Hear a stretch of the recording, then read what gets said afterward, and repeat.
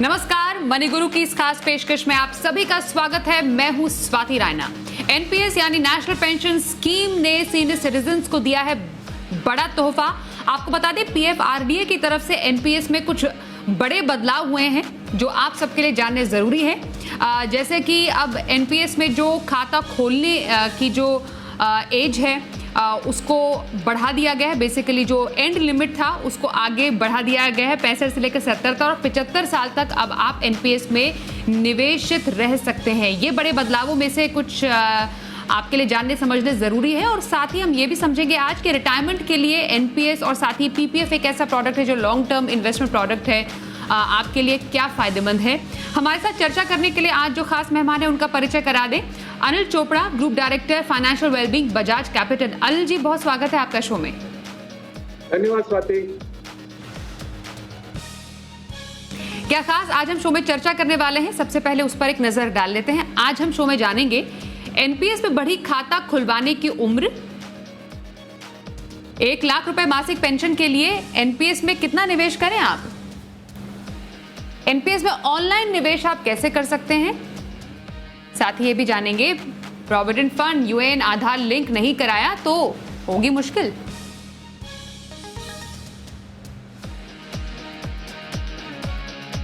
अनिल जी, सबसे पहले एनपीएस में जो कुछ बड़े बदलाव हुए हैं उसके बारे में आपसे जानना चाहेंगे, समझना चाहेंगे, और उसके मायने जानने बेहद जरूरी हैं।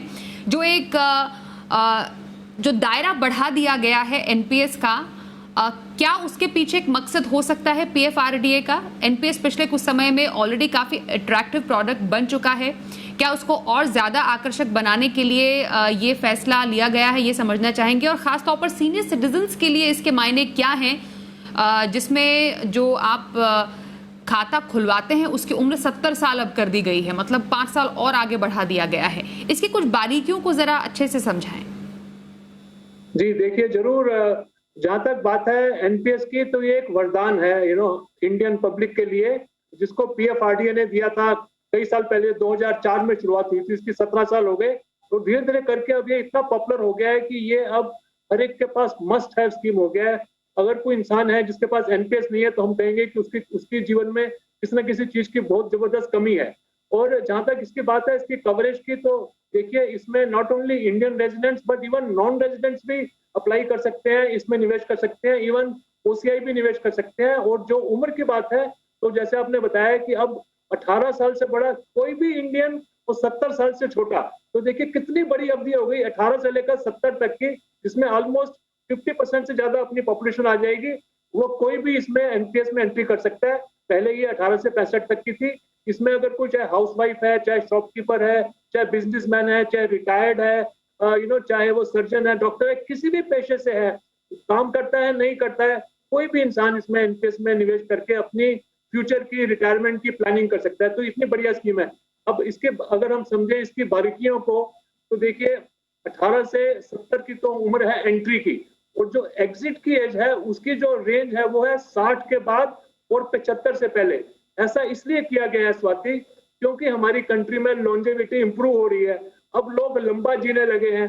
पहले 80-85 तक होता था कि भी जी ले तो बहुत लंबा हो गया, लेकिन अब सबकी पूरी कोशिश रहती है कि कम से कम शतक जमाएंगे, 100 साल तक जिएंगे। तो अगर 100 साल तक जीना है तो उसके लिए हमको तैयारी करनी पड़ेगी कि लंबे समय के लिए हमको पेंशन चाहिए होगी, ताकि अपना हम जीवन यापन कंफर्टेबली कर सके। उसी चीज को ध्यान में रखते हुए सरकार ने और पीएफआरडीए ने ये रद्दोबदल किए हैं, जो कि बहुत ही सकारात्मक है, बहुत ही पॉजिटिव है, और सब लोगों के चेहरे पे मुस्कान लाने वाले हैं।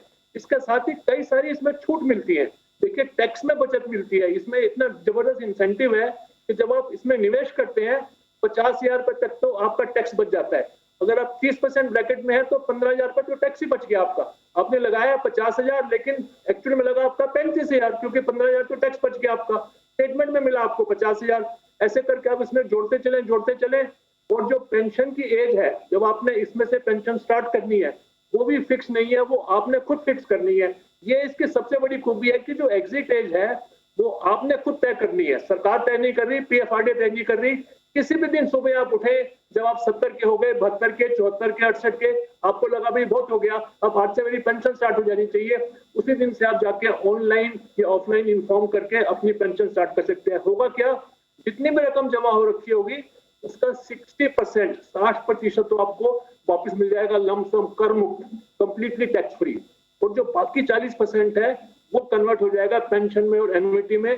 मंथली पेंशन जो आपको मिलेगी ताउम्र, लाइफ लॉन्ग, अगर आप 105 साल तक जीते हैं तो 105 साल तक आपको वो पेंशन हर महीने मिलती रहेगी। तो सोचिए कितनी बढ़िया स्कीम है कि जब आप निवेश कर रहे हैं तो टैक्स में छूट मिल रही है, जब आप इसमें से निकलना चाहते हैं एक बड़ी रकम आपको मिल रही है जो आपके कई काम आ सकती है, और बाकी जो 40% है उसकी पेंशन बन रही है, और वो भी जो 40% है जब आप जाएंगे इस दुनिया को छोड़ के तो वो आपके नॉमिनी को मिल जाएगी।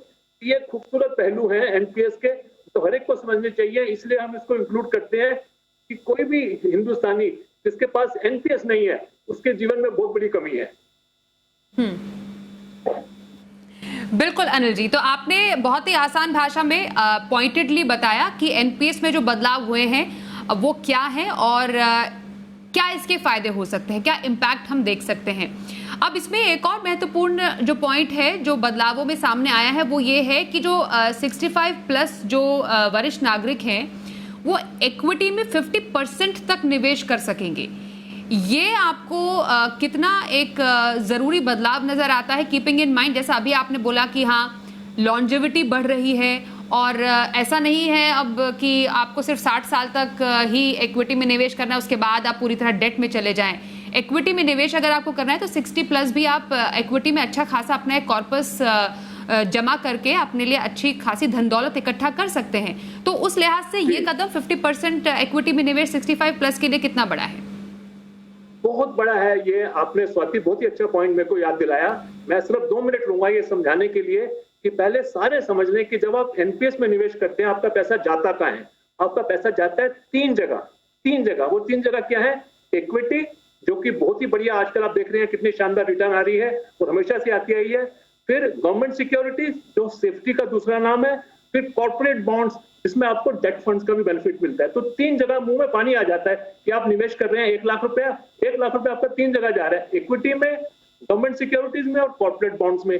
अगर हम देखें इसकी रिटर्न पे निगाह डालें तो इसकी डबल डिजिट रिटर्न रही है। डबल डिजिट मतलब 10%, 11%, 11.5%, 12%। इसको कंपेयर करें अगर पीपीएफ से, जो कि नॉर्मल कंपैरिजन है, पीपीएफ में तो मिलता है हमको 7% अगर पीपीएफ है तो, और अगर ईपीएफ है तो 8.5%, तो उससे बेहतरीन रिटर्न मिल रही है। चक्रवृद्धि के रेट पे आपका पूंजी बढ़ती जाती है। तो समझने वाली बात यह है कि हम फाइनेंशियल प्लानर ये बोलते हैं कि इक्विटी में कितना निवेश करना चाहिए आपको, 100 में से अपनी उम्र घटाइए। तो अगर आपकी उम्र 65 साल की है या 60 साल की है तो 100 में से 60 घटाइए, 40%। तो 40% तो आपको इक्विटी में निवेश करना चाहिए। यहाँ पे 2 चॉइस होती हैं जब आप एनपीएस में निवेश करते हैं। एक होती है ऑटो चॉइस और एक होती है एक्टिव चॉइस। तो मेरी सलाह ये रहेगी कि अगर आप तो जाएंगे ऑटो चॉइस का मतलब है कि भाई आप कह रहे हैं मुझे नहीं पता, मैं आपको पैसे दे रहा हूं, आप मेरे हिसाब से, उम्र के हिसाब से लगा दीजिए, तब तो जाएगा सिर्फ 15% आपका इक्विटी में। लेकिन ध्यान रखिए कि क्योंकि आप 100 साल तक जिएंगे और इक्विटी मार्केट में बहुत अच्छी रिटर्न आने की उम्मीद है, तो आपको चाहिए कि उसका मैक्सिमम फायदा उठाएं। आप एक्टिव चॉइस में जाएं और एक्टिव चॉइस में जाके आप 50% तक चुन सकते हैं अपने लिए। अगर 60 साल 65 साल अभी आप जवान है, एकदम यंग है, तो 66-67 भी एकदम से ऐसा लगता है कि 50 साल के हैं, तो आप 50% आराम से इक्विटी में उसका एलोकेशन कर सकते हैं और बैलेंस जो 50% है वो बढ़ जाएगा गवर्नमेंट सिक्योरिटीज में और कॉर्पोरेट बॉन्ड्स में। तो आपका जो पूंजी है वो अच्छी स्पीड से आगे बढ़ेगी। तो ये बहुत ही बड़ा बदलाव है और ये एक सकारात्मक सोच है सरकार की, और ये एक पूरी पब्लिक को एक संदेशा है कि आप अपनी वेल्थ क्रिएट कर सकते हैं। इवन दो आपकी उम्र 65 साल की हो गई है, बट अभी भी आप जवान है, आपने अगले 35 साल तक जीना है और आपने अपनी लाइफ की स्टाइल को मेंटेन करना है। तो जरूरी है कि आप इक्विटी में भी बराबर की भागीदारी करके चले, इसलिए ये बदलाव किया गया है। तो आप एक्टिव चॉइस चुन करके और 50% तक की एलोकेशन इक्विटी में करें तो ज्यादा बेहतर रहेगा। बिल्कुल, तो ये कुछ बड़े बदलाव एनपीएस के जो आपके निवेश पर काफी हद तक असर डाल सकते हैं। और जैसा अनिल जी ने भी बताया कि एनपीएस पर आपको टैक्स छूट तो मिलती ही है, अतिरिक्त टैक्स छूट भी मिलती है। एटीसी के तहत 1.5 लाख तक निवेश की टैक्स छूट तो है ही, लेकिन साथ ही साथ ATCCD 1B में भी 50,000 के अतिरिक्त टैक्स छूट है। मतलब कुल मिलाकर अगर आप NPS में टैक्स छूट लेना चाहते हैं तो वो 2 लाख रुपए तक हो जाती है, जो कि किसी और ऐसे ATC के अंतर्गत के प्रोडक्ट में आपको 1.5 लाख से ज्यादा नहीं मिलती है। ये एक एडिशनल प्लस पॉइंट NPS का है, जिसका जिक्र अनिल जी ने भी किया। अब एक बहुत इंपॉर्टेंट पहलू है जिस पर मैं आ रही हूँ, और इसमें थोड़ा सा कैलकुलेशन इन्वॉल्व है अनिल जी, इसलिए आप इस पर थोड़ा सा बताइएगा, क्योंकि ये एक निवेश प्लस पेंशन प्रोडक्ट है। NPS की जब हम बात कर रहे हैं तो जब रिटायरमेंट पे पेंशन जो मिलती है, अब अगर हम इसको महंगाई के से जोड़कर देखें, जिस हिसाब से महंगाई बढ़ती जा रही है, तो 30-40 हज़ार की तो हम बात नहीं करेंगे, बात कम से कम 1 लाख के ऊपर की ही करेंगे मंथली। तो मानिए किसी को अगर 30 साल के बाद, कोई 30 साल की उम्र में है और 30 साल के बाद 1 लाख रुपए पेंशन चाहिए NPS में निवेश करते हुए, तो लगभग गणित कितना बैठेगा अभी मंथली निवेश का, वो जरा समझाइए। हाँ, देखिए ये बहुत अच्छा प्रश्न है आपका, और इसमें काफी सारी हमको लगानी पड़ेंगी एजम्पशंस, अटकल, कि कितनी रिटर्न आएगी, कितना इन्फ्लेशन होगा वगैरह वगैरह। लेकिन फिर भी हम आपको बता देते हैं कि अगर आपकी उम्र 30 साल की है, यानी कि आपके पास कम से कम 30 वर्ष और पड़े हैं NPS में जोड़ने के लिए। लेकिन 30 नहीं, आप याद रखिए कि आप 70 तक 75 तक भी जा सकते हैं, राइट। लेकिन अगर आप 60 तक भी जाते हैं, हम एक उदाहरण लेते हैं, लेट अस अज्यूम करिए कि आप 15,000 रुपए हर महीने डालते हैं। अगर आप 15,000 रुपए हर महीने और उसको बढ़ाते भी नहीं है, इवन जब आप 55, 58, 60 साल के, तब भी अगर आप 15,000 ही डालते हैं, तो आप 1 साल में डालेंगे 1,80,000 और 30 सालों में जाएगा आपका 54 लाख रुपया। अब इसकी जो रिटर्न है वो डिपेंड करेगा कि कितनी रिटर्न आती है इक्विटी मार्केट से, कितनी कॉर्पोरेट बॉन्ड से, कितनी गवर्नमेंट सिक्योरिटी से। अगर हम लेके चलें कि तकरीबन 10%, एक कंजर्वेटिव अप्रोच लेके चलते हैं, क्योंकि इक्विटी की रिटर्न तो पीछे रही है 15-16%, आगे तो वो आएगी नहीं, तो हम ये एक सोच लेके चलते हैं कि तकरीबन अगर 10% की रिटर्न आती है, तो जो 54 लाख रुपए का आपका निवेश है वो बढ़ के हो जाएगा तकरीबन 4 करोड़ रुपए। और जो अगर 4 करोड़ हो जाता है, तब उसका 60% तो आप लमसम ले लेंगे, 2 करोड़ 40 लाख रुपया, उसका तो आप जो मर्जी करें वो टैक्स फ्री है। बाकी जो बचेगा 1 करोड़ 60 लाख रुपया, उसको अगर आप एन्युटी उसकी खरीदते हैं, पेंशन खरीदते हैं, और अगर रिटर्न 5-6% की है, तो आपको 1 लाख रुपए के तकरीबन महीने की पेंशन मिल सकती है। थोड़ा सा मैं यहाँ पे ये कहना चाहूंगा कि अगर आप 15,000 से स्टार्ट करके, और अगर इसको 10-20 साल के बाद 20,000 कर दें, और एंड में जाके जब आप 50 साल के हो जाते हैं तब 25,000 कर दें, तब तो हमारा अपना ये मानना है कि बड़े आराम से आप 1 लाख रुपए प्रति माह की पेंशन पा सकते हैं और रेस्ट ऑफ योर लाइफ, 60 साल के बाद चाहे आप 105 साल तक जिए। तो लेकिन इसको आपको साथ साथ मॉनिटर करना पड़ेगा। आप स्टार्ट करिए 15,000, 20,000 हर महीने से, और हर 5-10 साल के बाद देखते चलिए कि कैसे आपके फंड ग्रो कर रहा है, कैसे इन्फ्लेशन चल रहा है। बट उदाहरण के लिए अगर हम बताएं तो 15 से 20,000 रुपए हर महीना आप लगा के 30 साल के बाद 1 लाख रुपए पेंशन की उम्मीद कर सकते हैं। बिल्कुल, तो ये हमने एक प्रॉपर एक गणित के जरिए समझा कि 60 साल पर अगर आपको 1 लाख रुपए की पेंशन चाहिए, तो NPS में आपको अभी कितना निवेश करना होगा 30 साल के बाद 1 लाख मंथली पेंशन के लिए। एक ब्रेक के लिए तुरंत रुकते हैं, और ब्रेक के बाद हम आपको बताएंगे NPS और साथ ही साथ एक और लॉन्ग रिटायरमेंट प्रोडक्ट PPF, दोनों में से अगर आप सिलेक्ट करना चाहे तो आपको क्या और क्यों सिलेक्ट करना चाहिए, और सबसे इंपॉर्टेंट NPS में ऑनलाइन निवेश के फायदे क्या हैं और आप कर कैसे सकते हैं। बने रहिए हमारे साथ।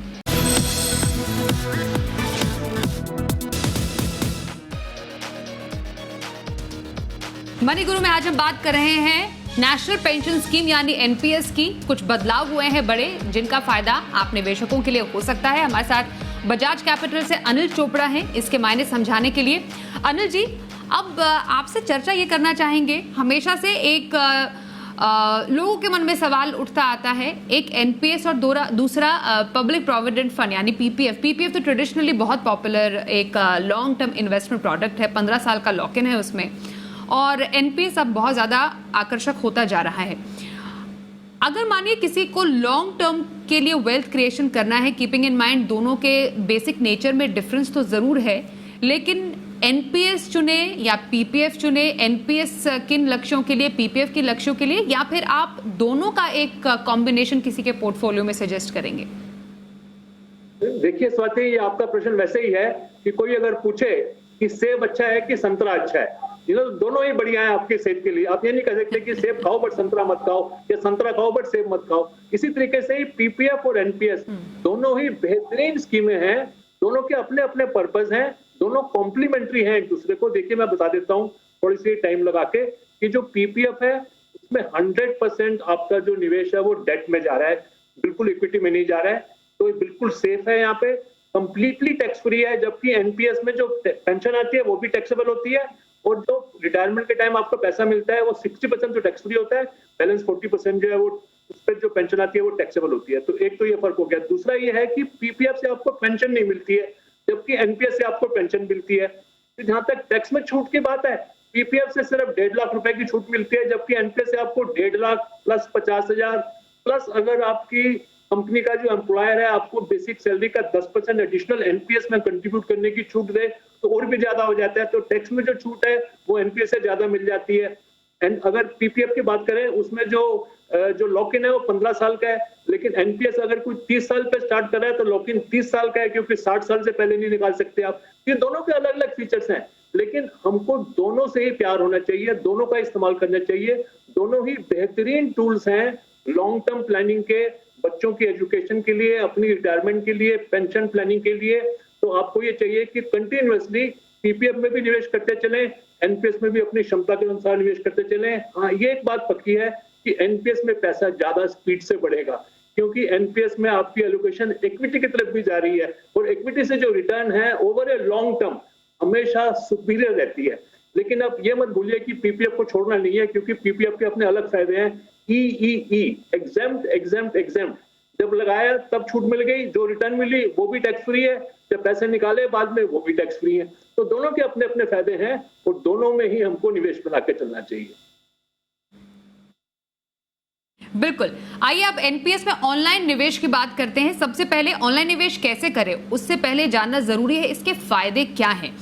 वैसे तो हर कोई अब इन्वेस्टमेंट जो है वो ऑनलाइन करने के फायदे हो गए हैं, क्योंकि वो एक न्यू नॉर्मल भी अब हो गया है। घर बैठे आप आसानी से अपने फोन से या फिर लैपटॉप से इसको कर सकते हैं। खासतौर पर एनपीएस की अगर बात करें, ऐसे प्रोडक्ट में ऑनलाइन निवेश के कुछ बेसिक फायदे आप जरूर गिनवाइए। डेफिनेटली देखिए, एनपीएस जो है एक न्यू एज प्रोडक्ट है। देखिए ये अभी पैदा हुआ है, 2004 में इसकी जन्म हुआ था, तो इसलिए इसमें लेटेस्ट टेक्नोलॉजी जो है पीएफआरडीए ने इस्तेमाल करी है, जबकि पीपीएफ में वो नहीं है। पीपीएफ में आज भी आप ऑनलाइन नहीं कर सकते हैं, अकाउंट नहीं खुलवा सकते हैं। तो अब बात करते हैं एनपीएस की। देखिए घर बैठे, अब कोरोना का वक्त है, आप ना बैंक जा सकते हैं ना किसी कंपनी के ऑफिस में जा सकते हैं। घर बैठे बैठे आपने काम करना है। सिर्फ 3 चीजें चाहिए आपको, सिर्फ 3 चीजें, आधार कार्ड, पैन कार्ड और एक कैंसल्ड चेक। ये देखिए 3 चीजें हर एक के पास होती हैं। घर बैठे बैठे आप इसकी फोटो खींच के अपलोड करके ऑनलाइन अकाउंट खुल जाते हैं।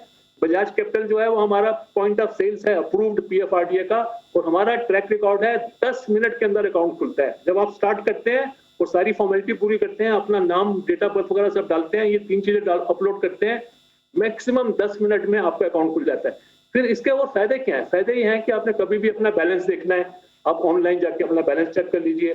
फिर आपको एक चीज मैंने पहले बताई कि जो आप चुन सकते हैं कि आपकी जो इन्वेस्टमेंट की चॉइस है वो एक्टिव हो या ऑटो हो। तो आपने अगर उसमें चेंज करना है, लेट अस से कि आप शुरुआत करिए आपने ऑटो से, बाद में आपको लगा कि नहीं इक्विटी में बढ़ाना चाहिए, आप इक्विटी ऑटो करना चाहते हैं, एक्टिव करना चाहते हैं, आप उसको ऑनलाइन कभी भी कर सकते हैं। फिर एक्टिव करने के बाद आपने अगर इक्विटी में चुना 40%, बाद में आपको लगता है कि नहीं मैं और रिस्क ले सकता हूँ, उसको मैं 50% करना है, वो भी घर बैठे आप ऑनलाइन कर सकते हैं। आप नॉमिनी अपना चेंज कर सकते हैं। तो इस तरीके से कई बेनिफिट्स हैं, इसको ट्रैक कर सकते हैं आप। अपना पेंशन फंड जो है, जो मैनेजर है, 6 मैनेजर पीएफआरडीए ने अपॉइंट करे हुए हैं, उनमें से अगर आपने चेंज करना है, साल में एक दफा आप फंड मैनेजर भी चेंज कर सकते हैं। ये सारी चीजें ऑनलाइन पॉसिबल है। बताइए कितनी सहूलियत है।